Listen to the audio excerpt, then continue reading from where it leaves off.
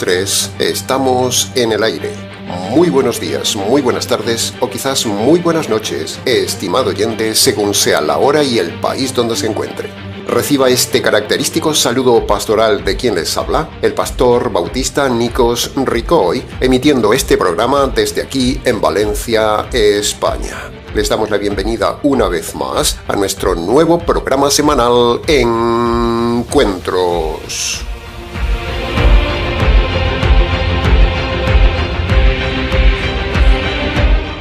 Estamos ya, estimado oyente, en el 10º programa del estudio expositivo de la primera carta de Pedro. ¿Cómo pasa el tiempo? El tiempo se va como agua entre los dedos. En el programa de hoy continuaremos con el estudio de los versículos 11 al 17 del capítulo 2 y lo haremos, como siempre, de forma expositiva para su mejor comprensión.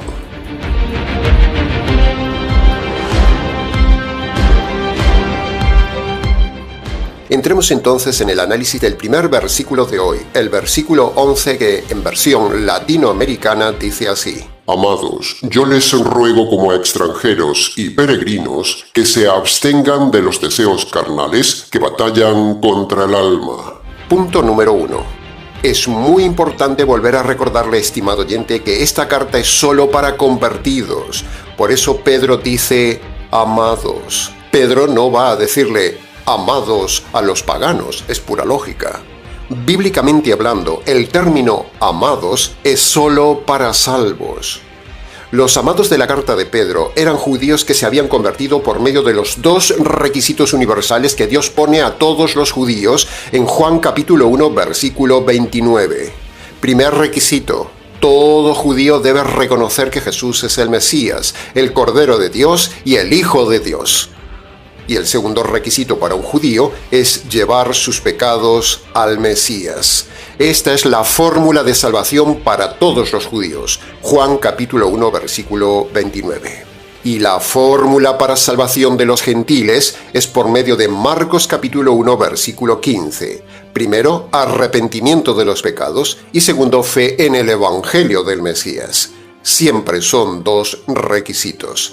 ¿Puede ver la diferencia entre el método de Dios a los judíos y el método de Dios a los gentiles? Aprenda bien esto, estimado oyente. Hay dos requisitos según usted sea judío o gentil. Apréndalo bien, porque esto no se enseña en ninguna iglesia. Es más, en muchísimas iglesias le enseñan a los gentiles la mitad del método judío. Es decir, crea en Jesús. Pero eso no lo hace salvo, eso es falso. Para que usted sea un amado, un salvo, un cristiano, un convertido, un creyente, un hermano, solo es posible por medio de Marcos capítulo 1, versículo 15, el pasaje para los gentiles. Punto número 2. Este pasaje es un clarísimo pasaje más en contra de la doctrina de la prosperidad, contra los lobos del dinero, contra la mentira de tener y tener más, y contra la falacia de que Dios bendice materialmente a los convertidos. Todo eso es falso, porque aquí Pedro dice que el convertido, sea judío o gentil, es un peregrino. Y un peregrino no lleva en su viaje más que lo necesario. Por lo tanto, esa mentalidad americana o europea de tener y tener es falsa, no es bíblica. El cristiano no debe tener y tener, sino tener solo lo necesario. ¿Quiere ver si usted es cristiano? Permítame ver cuántas cosas tiene innecesarias. Si usted hace un peregrinaje o un viaje, usted lleva solo lo necesario como equipaje. Por lo tanto, este pasaje está en contra de los lobos del abundaje y del sueño americano y de todo grande y buen billetaje. Ya lo hemos dicho el otro día, estimado oyente, cuando estudiamos con Pedro, que Pedro manda que el convertido sea sobrio, no acumulador de cosas. Y aquí Pedro añade que somos peregrinos. Así que si usted se ha convertido, empiece a ser minimalista, empiece a tirar todo lo que no usa, a vender lo que no usa y viva con lo necesario, sobrio y como un peregrino. Si usted es peregrino, si usted se ha convertido, si usted se llama cristiano, no puede acumular ni puede vivir el estilo ni el sueño americano. Usted tiene que rechazar la doctrina de la cantidad y de la prosperidad. ¿Es usted un peregrino o es un gastador libertino? ¿Es usted un cristiano peregrino o es un americano sin atino? El sistema gastador de vida del sueño americano, mucha cantidad y todo a lo grande, es pecado. El sistema americano no es cristiano porque el sistema cristiano es peregrino y sobrio y el sistema americano es tener y tener. Para preguntas del tema, escríbanos.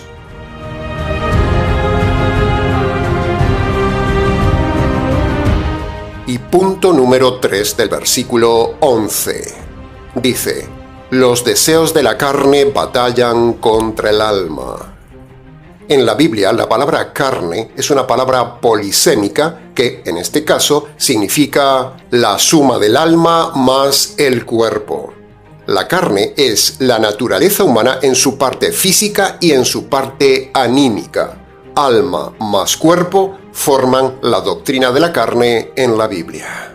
Bien, ahora la pregunta es: ¿cuáles son concretamente entonces esas obras de la carne que tanto atrapan al hombre y que destrozan su alma porque le hacen pecar?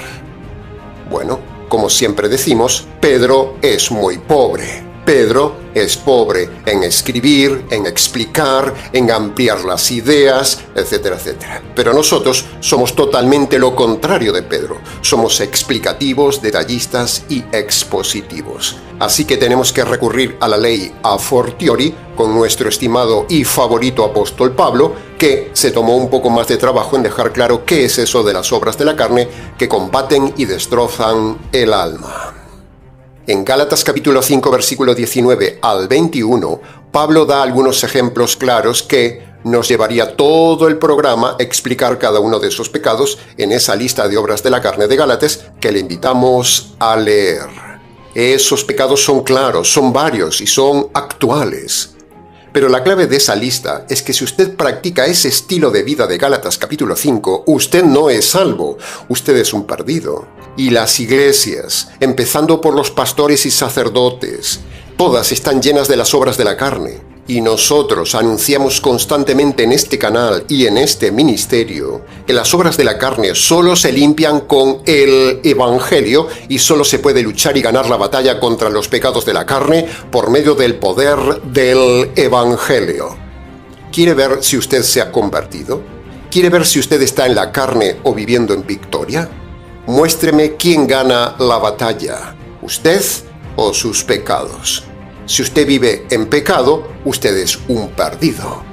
Practicar pecados es de perdido. Se lo repito, practicar pecados es de perdido. P más P más P. Sin embargo, el Evangelio le perdona los pecados y le da poder contra los pecados. La verdadera batalla espiritual, estimado oyente, no es contra los espíritus, como dicen los necios pentecostales, o contra el diablo, como dicen por ahí, que ven el diablo por todos lados. El diablo es el menor de los enemigos del hombre. El mayor enemigo del hombre son sus pecados, y para ganarle la batalla a los pecados, usted necesita el verdadero Evangelio. Sin Evangelio, usted nunca ganará una sola batalla espiritual y vivirá siempre en la carne y en derrota. Dime cuántas batallas pierdes y te diré quién eres. Dime cuántas batallas ganas y te diré quién eres. ¿Quiere ver usted mismo si se ha convertido? Mire cuántas batallas gana contra los pecados. Para preguntas del tema, escríbanos.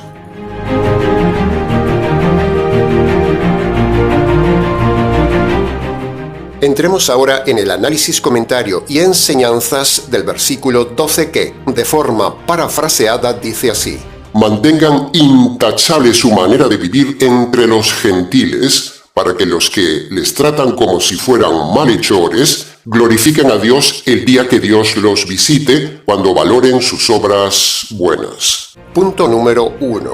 Pedro nombra aquí la manera de vivir. Entonces le preguntamos: ¿cómo es su manera de vivir, estimado oyente, si usted se llama cristiano?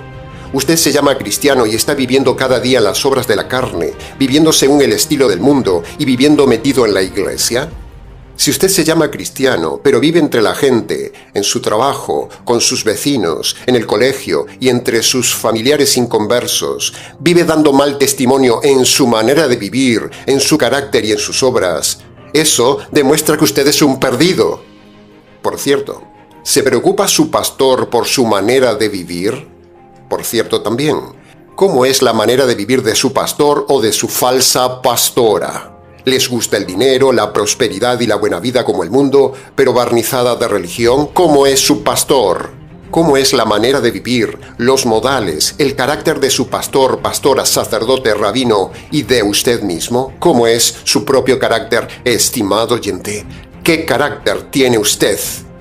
¿Es usted amable? ¿Es usted prepotente? ¿Es usted un charlatán? ¿Es usted gastador? ¿Es usted de mal genio? ¿Es usted antipático? ¿Es usted de pocas palabras y seco? ¿Es usted poco comunicativo? ¿Es usted egoísta? ¿Es usted dominante? ¿Es usted introvertido? ¿Es usted una señora que habla como una cotorra para no dejar hablar a nadie? ¿Es usted servicial? ¿Es usted agradecido? ¿Es comunicativo? ¿Es limpio? ¿Es ordenado? ¿Es puntual?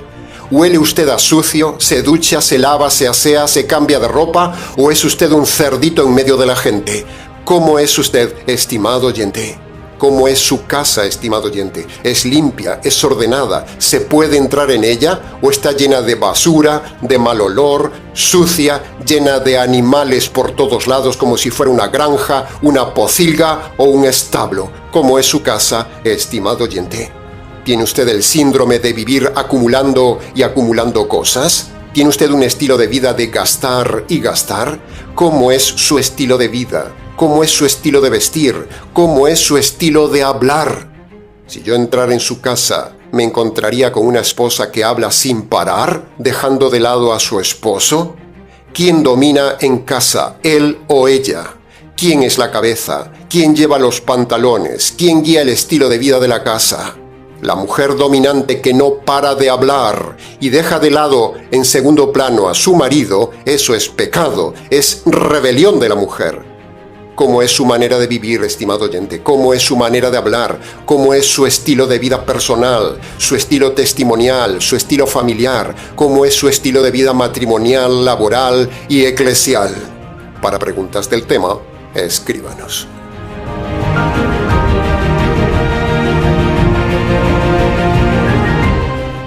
Punto número 2. De forma inferencial, vemos algo importantísimo en este versículo 12, y es que cuanta más crítica hay al estilo de vida del verdadero cristiano, más gloria hay para el Señor y más premio hay para el convertido en el reino. Se lo repito, cuanta más crítica hay al estilo de vida del verdadero cristiano, más gloria hay para el Señor y más premio hay para el convertido en el reino. Así que cuanto más nos insultan, cuanto más nos critican, cuanto más nos rechazan, cuanto más van contra nuestro trabajo pastoral y contra nuestra doctrina jurídica, ellos, sin darse cuenta, dice aquí Pedro, que nos están dando más honor y más premio ante Dios y produce en nosotros un eterno peso de gloria. Así que muchas gracias, estimado crítico, por su crítica. Así que ya sabe, estimado pastor hereje, estimado oyente crítico, estimado enemigo, estimado oyente que no le gusta lo que decimos y nos calumnia por ahí. Cuanto más nos vitupere, dice aquí el texto, más gloria recibe el Señor, más premio para nosotros en la eternidad y más castigo para usted el día que Dios lo visite.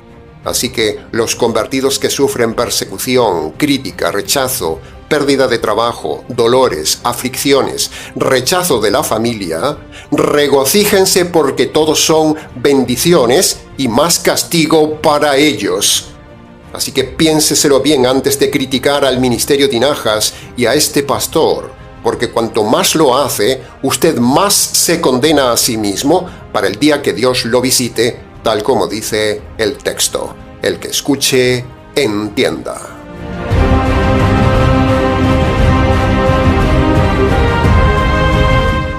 Entremos ahora en el análisis, comentario y enseñanzas de los versículos 13 y 14 que los tomaremos en conjunto. Y dice así: Sométanse a toda autoridad humana, ya sea al emperador, a un superior o a los gobernantes, como puestos por Dios para castigo de los malhechores y alabanza de los que hacen el bien.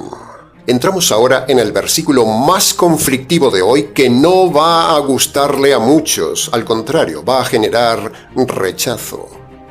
Punto número 1. Antes que nada, veamos la definición de la palabra sometimiento en este versículo. Preste atención porque esta definición es tanto para el tema de hoy de someterse a las autoridades civiles, como también es la definición para comprender el correcto significado del sometimiento de las mujeres a sus esposos. Así que preste atención. Nos sometemos en todo, es decir, obedecemos todo, hacemos todo lo que manda la autoridad civil o el esposo, aunque no nos guste, siempre y cuando lo que manda la autoridad o el esposo no vaya en contra de la palabra de Dios. Dicho en otras palabras, si la autoridad civil o el esposo le manda, le impone, le ordena, le obliga a hacer algo que va contra la palabra de Dios, entonces hay que rebelarse, hay que desobedecer y no someterse a pesar de las consecuencias. Con todos los respetos hacia nuestro estimado hermano Pedro, le preguntamos: Oye Pedro, ¿por qué no añadiste en esta parte de tu carta aquel pasaje tan importante que en su día dijiste en Hechos capítulo 5, versículo 29? ¿Por qué no la añadiste? Ay, Pedro es pobre, estimado oyente, porque en un tema tan delicado como este del sometimiento, no haber aclarado aquí lo que es el sometimiento bíblico puede llevar a situaciones terribles e injustas hacia las esposas sometidas a hombres violentos, adúlteros, borrachos y demás, por culpa de pastores que toman este pasaje de Pedro y les dicen a las esposas que tienen que someterse a sus esposos en todo, y eso hace que las mujeres incluso corran peligro y algunas acaben muertas. Pedro es pobre. Pedro debería haber aclarado y añadido aquí lo que dijo en Hechos capítulo 5, versículo 29. Es necesario obedecer a Dios antes que a los hombres.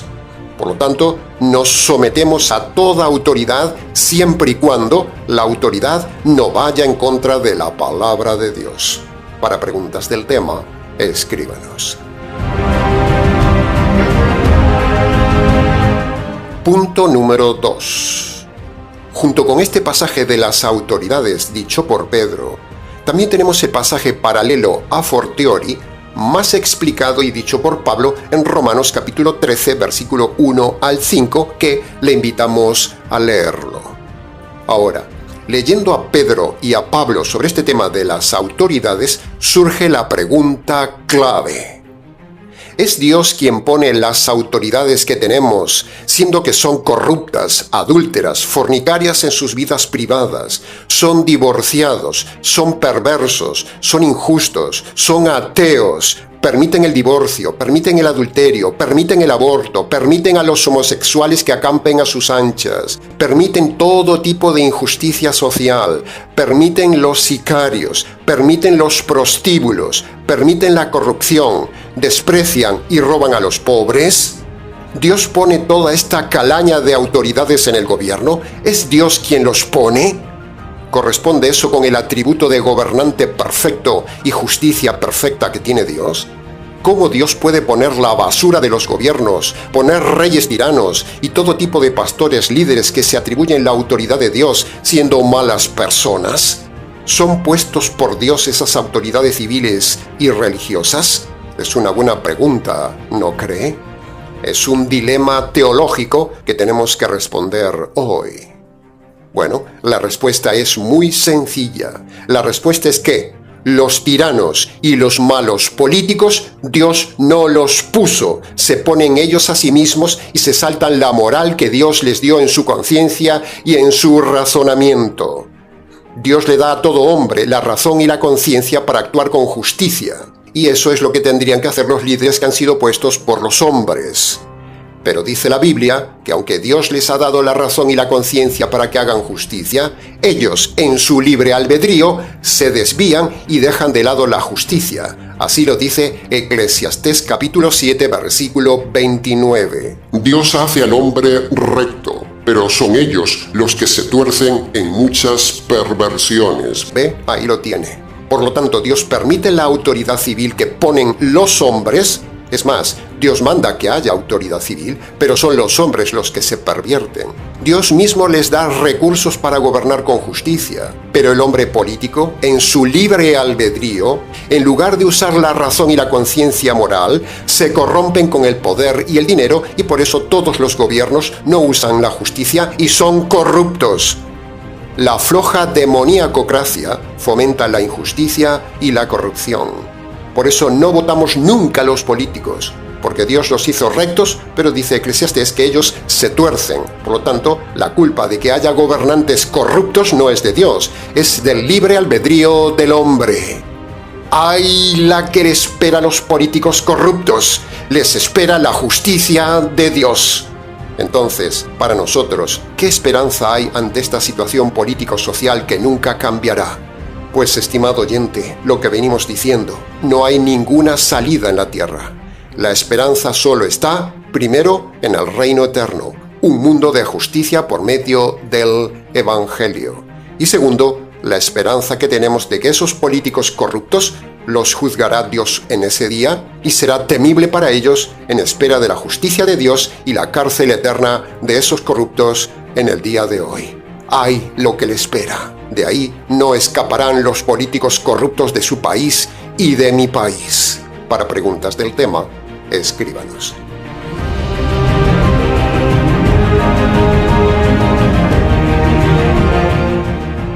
Y punto número 4 del versículo 13 y 14.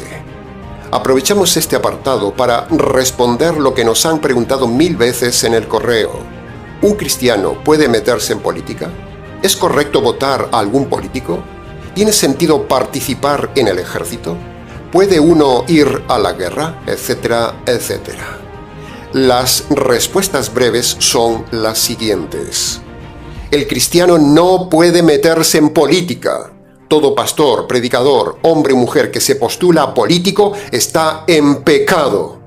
En primer lugar, la mujer no puede gobernar, la mujer no puede liderar, dice Dios.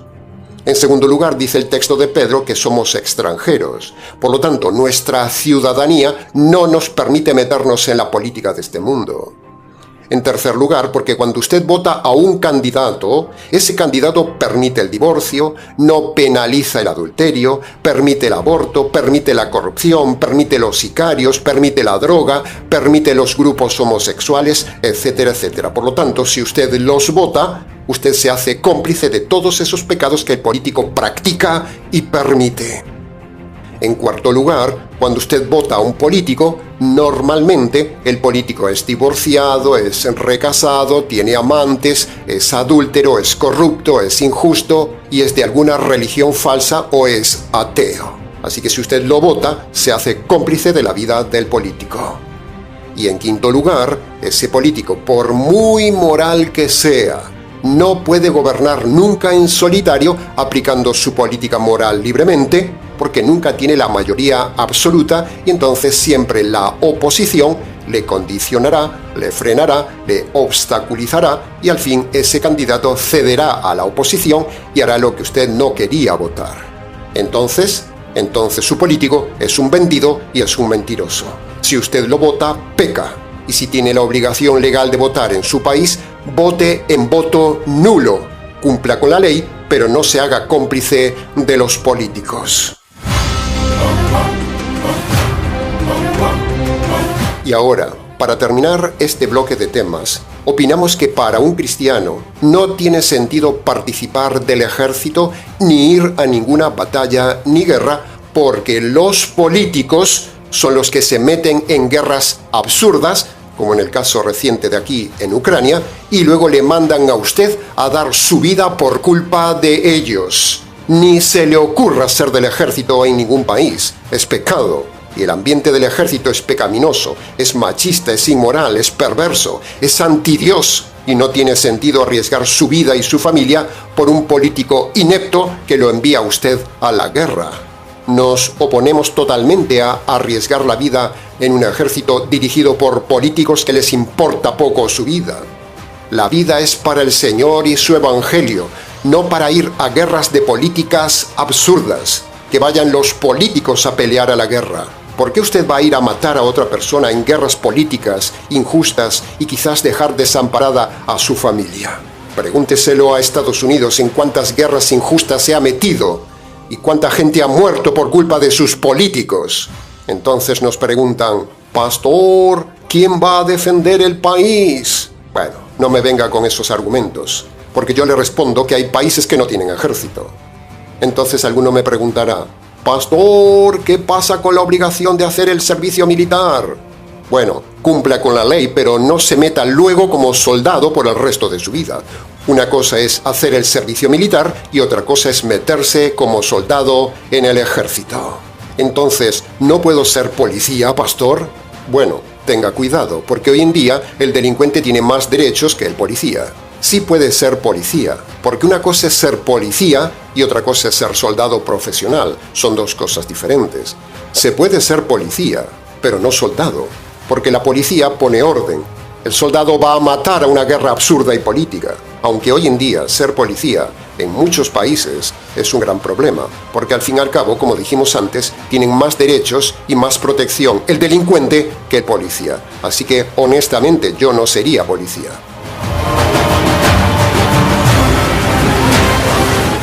Ahora, la única guerra y el único ejército en el que se puede participar es en el ejército de Israel para eliminar a los intrusos palestinos y defender la tierra que Dios le dio a Israel. Esa es la única causa por la cual un cristiano podría participar en un ejército, en una guerra, y así eliminar a los enemigos de Israel como en el Antiguo Testamento. En fin, el tema es complejo. Para preguntas del tema, escríbanos.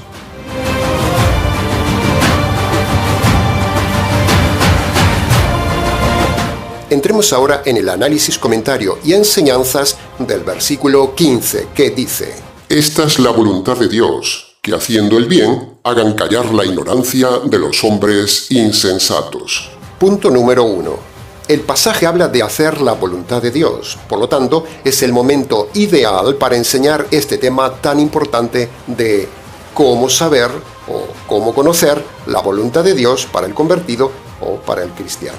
Bueno, la respuesta es sencilla y se la desglosamos en dos partes, preste atención. Primero está la voluntad general de Dios, es decir, lo que Dios quiere para todos los convertidos. Y esa voluntad general, común para todos los cristianos, está para todos en el Nuevo Testamento. Ahí Dios le dice a toda su iglesia, a todos los convertidos, a todo cristiano, lo que Él quiere que usted haga. Pero. En segundo lugar está la voluntad particular de Dios para usted. Es decir, lo que Dios quiere específicamente para cada uno de forma individual. Y para que usted como cristiano sepa lo que Dios específicamente quiere para usted, en primer lugar, no necesita ningún profeta que le diga: Dios me dijo para usted, hermano. Eso es falso.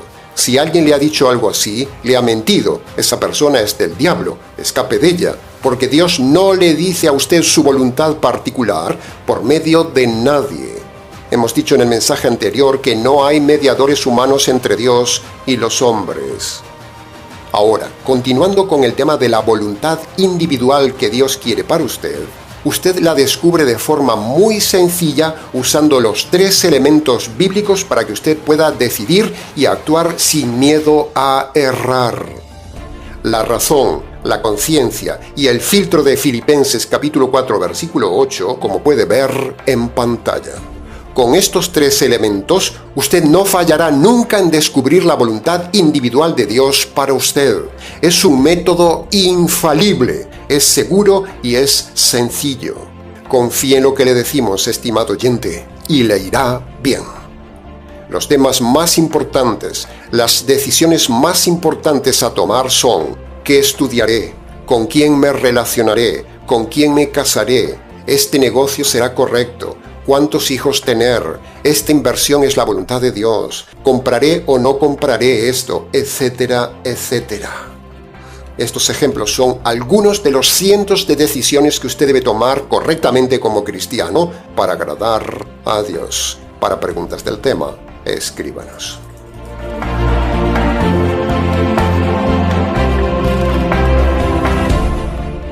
Punto número 2 del versículo 15. Pedro nos dice aquí exactamente lo mismo que dice Pablo allí en Tito capítulo 1 versículo 11. Es necesario tapar la boca a muchos. Por todos lados hay hombres ignorantes, mentirosos, malos, de mala doctrina e insensatos. No solo en el mundo secular, sino también que hay miles de hombres líderes y miembros de las iglesias a los cuales es necesario taparles la boca. Pedro dice que hay que taparles la boca con las obras justas, y Pablo dice que hay que taparles la boca con argumentos contundentes. Y para tapar la boca a los insensatos católicos, a los calvinistas, a los adventistas, a los testigos, a los pentecostales, a los unicitarios, a los mormones, a los presbiterianos, a los ateos, a los mesiánicos, a los homosexuales, a los políticos, a los retorcidos y a los rabinos, para taparles la boca a todos estos, son necesarias dos cosas. Primero, un testimonio ejemplar, como dice aquí Pedro. Y segundo, tener argumentos contundentes, racionales y bíblicos, como dice Pablo en 2 Corintios capítulo 10, versículo 5. Derribamos todo argumento y toda soberbia de los hombres que se levantan contra el conocimiento de Dios, los encerramos y hacemos morder el polvo a todo pensamiento contrario a Cristo. ¡Wow! ¡Qué palabras, estimado oyente! Palabras de guerra, palabras contra la herejía, palabras contra los herejes, palabras de acción, palabras de batalla. O sea, no hay que callarse. Por cierto, ¿tapa usted la boca o hace callar con sus obras buenas y sus argumentos bíblicos a sus enemigos? ¿O por el contrario, son ellos los que le tapan la boca a usted y le recriminan sus obras? ¿Tapa usted la boca o le tapan a usted la boca? ¿Su conducta les tapa la boca a sus enemigos? ¿Derriba usted los argumentos de los herejes cuando lo paran en la calle o le llaman a la puerta? ¿Es usted capaz de taparle la boca a sus enemigos, a sus familiares, a su esposo rebelde, a su esposa necia, a sus hijos descarados, a los católicos, a los adventistas, a los calvinistas, a los pentecostales, a los unicitarios, a los rabinos y a los ateos? ¿Es usted capaz de taparles la boca? Bien, hasta aquí con el análisis del versículo 15.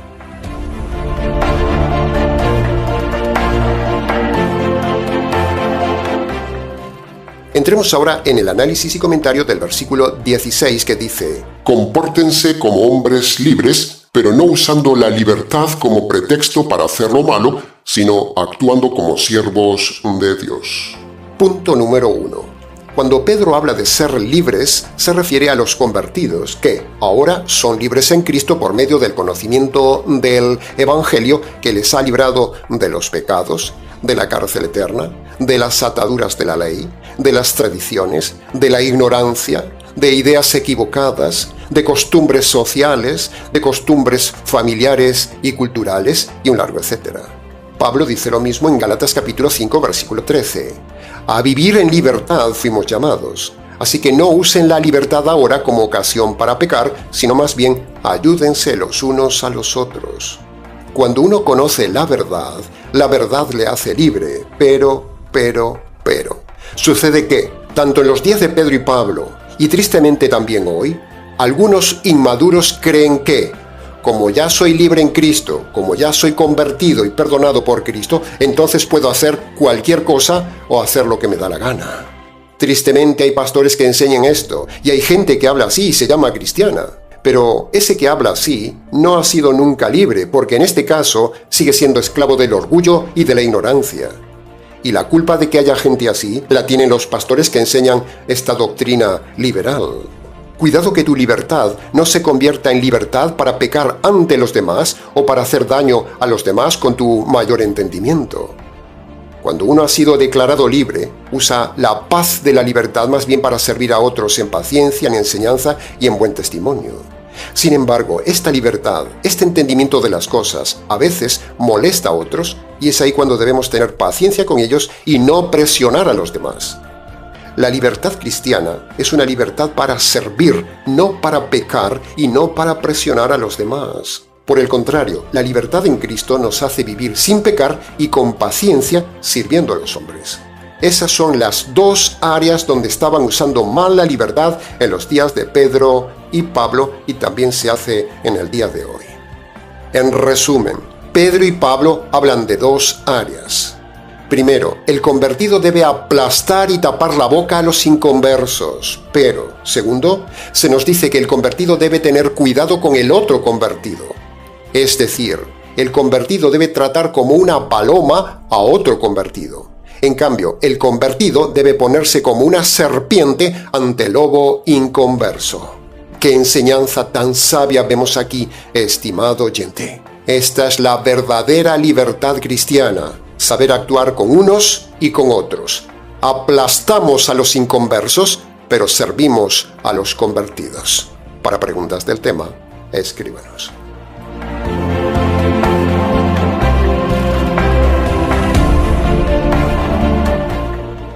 Y entremos ya en el análisis y comentario del último versículo de hoy, el versículo 17 que, de forma parafraseada, dice así: En resumen, honrad a todos los hombres, amad a los hermanos, respetad toda autoridad y temed a Dios. ¡Qué pasaje, estimado oyente! ¡Qué pasaje más completo!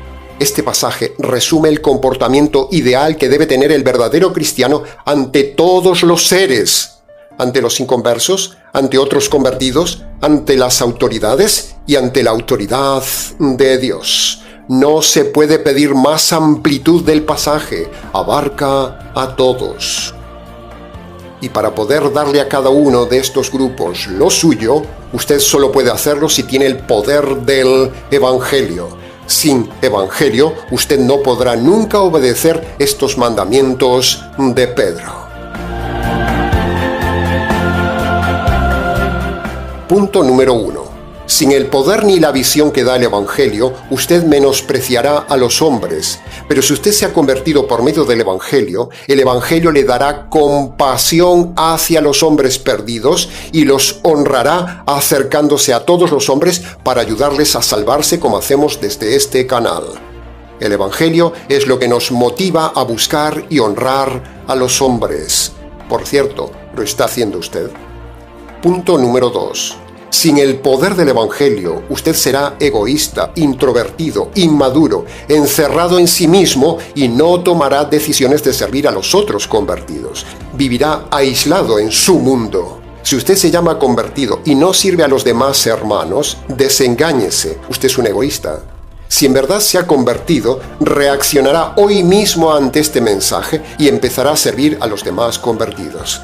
Si usted no sirve a otros hermanos, si usted no se preocupa por los hermanos, si usted no se preocupa por el pastor, si usted no toma decisiones de amor, usted no es un convertido. En esto conocerán que son mis discípulos, que se aman unos a otros. La conversión por medio del poder del Evangelio le despierta el amor decisional hacia otros hermanos. ¿Lo está haciendo usted, estimado oyente? Punto número 3. Sin el poder del Evangelio y el manual del Nuevo Testamento, usted haría cosas contrarias a la autoridad civil. Usted sería posiblemente un delincuente. El Evangelio nos hace obedecer las autoridades y sus leyes de forma fluida. Es más, el convertido no necesita las leyes, porque las leyes civiles ya están en el Nuevo Testamento para ser una raza de hombres diferentes ante esta sociedad. Y punto número 4. Por último, el verdadero Evangelio es lo que da el poder para hacer la voluntad de Dios en temor y temblor. ¿Está viviendo así ante estos 4 grupos, estimado oyente? En resumen, el versículo de Pedro nos llama a los convertidos a un comportamiento social que nadie enseña, en respeto a todos los hombres, en respeto a todos los hermanos, en respeto a toda autoridad humana y en respeto y temor total a la autoridad de Dios. Esa justicia diseñada en el consejo eterno, que limpia las injusticias, nos da el poder para vivir una vida social de justicia, porque el Evangelio es el poder de Dios para esta sociedad y el Nuevo Testamento es el manual social de justicia para poder vivir una vida de justicia en la tierra como una raza de hombres diferentes. Que conste en acta.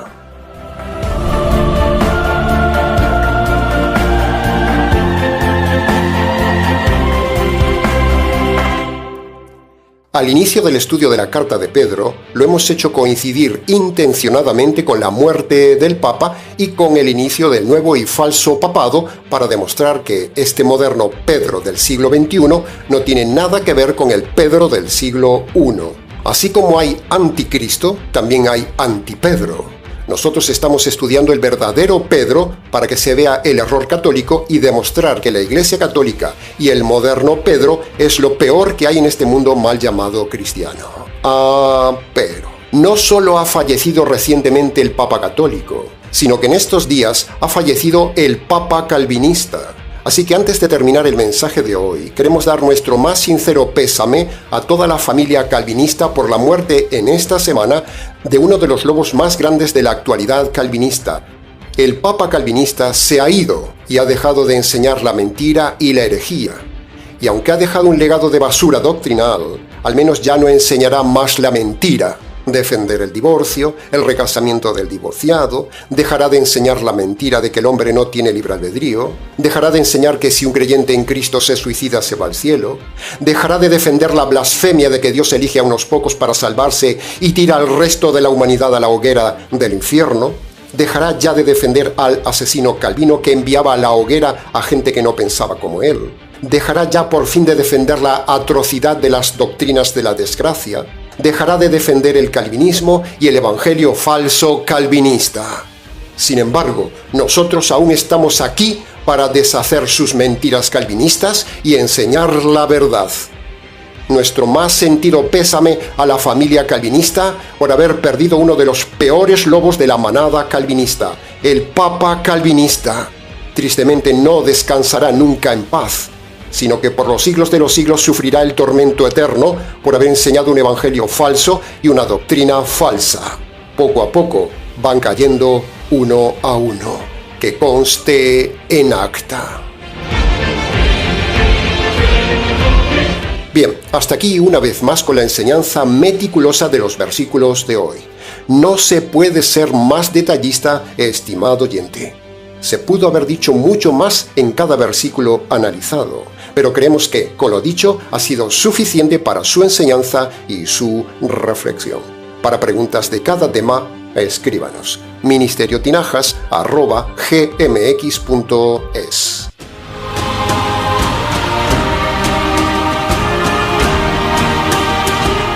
Nada más por hoy, estimado oyente. Le rogamos que no se olvide este mes de ayudar al Ministerio Tinajas. Lo necesitamos para derribar las doctrinas falsas y enseñar la verdad. La mies es mucha, los lobos son muchos y los medios son pocos. Muchas gracias anticipadas. Les ha compartido este mensaje, como siempre, quien les habla, el pastor bautista Nikos Ricoy, emitiendo el programa de hoy desde aquí, en Valencia, España. Será entonces con el gusto de siempre, hasta el próximo mensaje, aquí en nuestro habitual programa semanal Encuentros.